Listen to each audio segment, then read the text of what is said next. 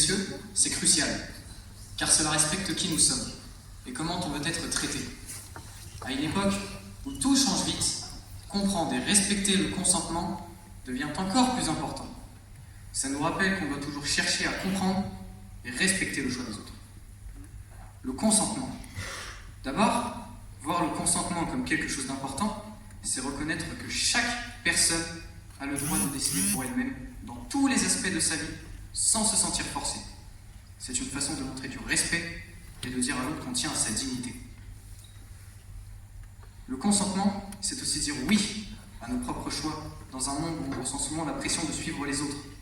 Affirmer son choix est un acte de liberté. Cela veut dire prendre des décisions qui sont bonnes pour soi, selon ses propres valeurs.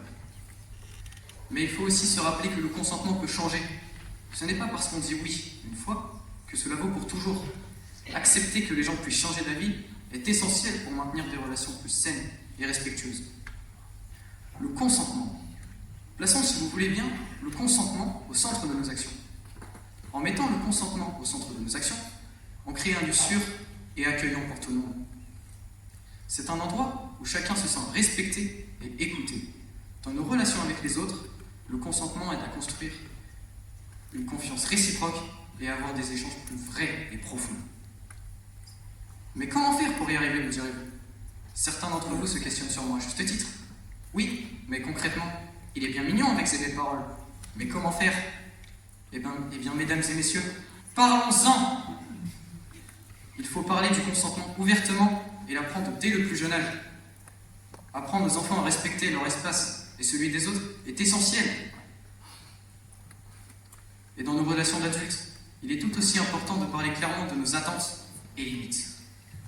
Le consentement, finalement, c'est quoi? Eh bien, c'est un acte d'amour envers soi-même. En valorisant le consentement, nous cultivons des relations plus saines. Le chemin, messieurs, dames. Oui, le chemin vers un tel idéal peut sembler long et semé d'embûches. Mais chaque pas compte. Le consentement, messieurs, dames, vous l'aurez compris, est un sujet qui me tient à cœur.